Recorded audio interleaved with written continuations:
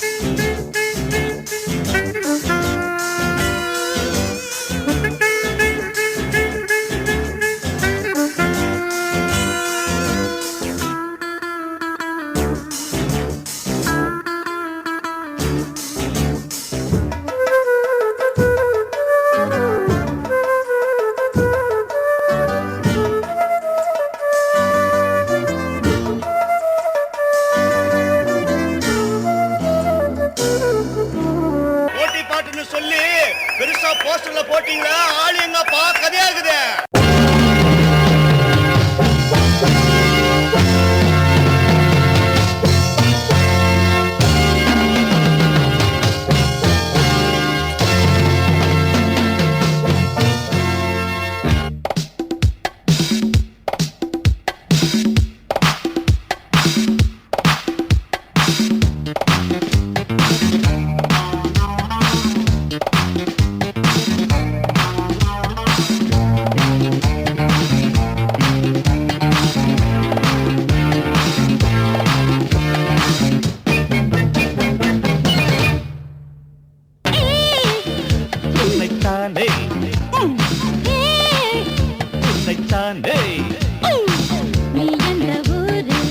என்னோடு ஆடு எதிரியம் இளமை ஜெயிக்கும் இளையவன் கனவு பலிக்கும் திசைகள் எட்டு முரசு கொட்டும் வெற்றி திலகம் நான். நீயா நானா யார்தான் இங்கே ரொம்ப பெரியவன் வலியவன்? போதும் போதும் சீரும் போதும் என்றும் புலிவன் இளையவன். ஆட்டங்கள் எல்லாமே அறிந்தவன் புரிந்தவன். உன் ஜம்பம் என்னென்று தெரிந்தவன் புரிந்தவன். தெரியாமல் போட்டி போடும் மனிதா மனிதா, சிங்கத்தை வெல்வதென்ன எளிதா எளிதா? வான்கோழி மயிலின் ஆட்டம் அறியுமா?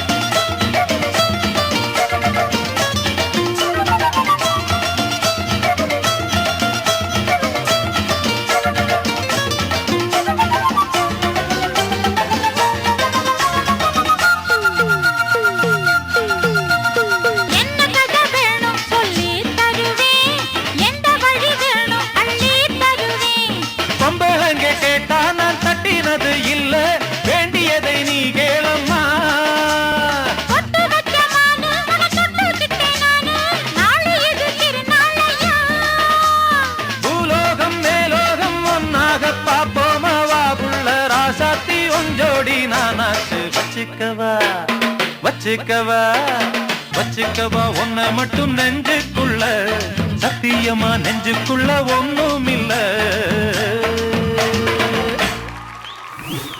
தர்ஷனா இந்த மாதிரி காஸ்டியூம்லலாம் அந்த படத்தில் தான் போட்டு ஆடுவாங்க. ஆனால் ஒரு ஸ்டேஜில் வந்து ஆடுறதுக்கு, அதுவும் இது குவார்ட்டர் ஃபைனல்ஸ், செமிஃபைனல்ஸ், ஃபைனல்ஸ் எதுவுமே கிடையாது. இந்த ரவுண்டில் இவ்வளோ மெனக்கெட்டு இந்த காஸ்டியூமுக்குலாம் இவ்வளோ வந்து நீங்கள் எஃபர்ட் எடுத்து இந்த மாதிரி ஒரு காஸ்டியூம் போட்டு பெர்ஃபார்ம் பண்ணதுக்கு first can we give a big round of applause. அதாவது டான்ஸை வந்து ரொம்ப அலட்டிக்காமல் ஆடினீங்க ஃபர்ஸ்ட்லேருந்து கடைசி வரைக்கும்.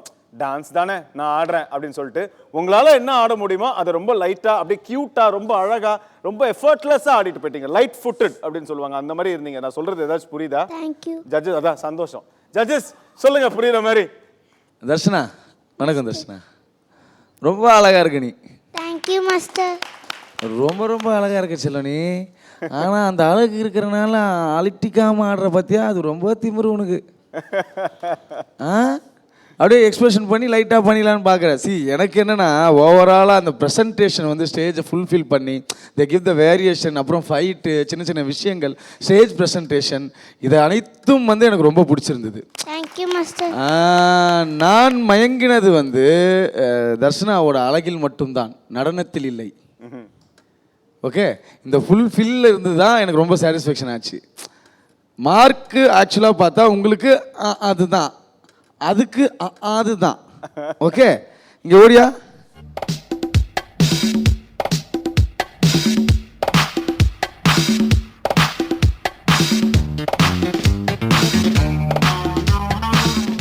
நான் தரணும், நீ புடுங்க கூடாது.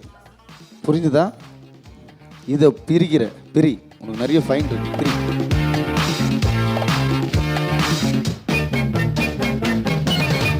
அங்க போ, ஸ்டேஜுக்கு போ. அவங்க கொரியோகிராஃபர் யாருப்பா? அவங்க 2 பேருக்கு கொஞ்சம் கொஞ்சம் ஊட்டி விடு. ப்ரெசென்ட் பண்ணாங்கல்ல. என்னோடு ஆடு எது நிஜம் இளமை ஜெயிக்கு. ரொம்ப நல்லா பண்ணீங்க. ஸ்டேஜ் ப்ரெசன்ஸ் வந்து ரொம்ப நல்லா இருந்ததுங்க. அவளை நல்லா கொஞ்சம் ஆட வைங்க. அவகிட்ட நிறைய விஷயம் இருக்குங்க. அவகிட்ட ரொம்ப நிறைய விஷயங்கள் ஒளிஞ்சிருக்கு.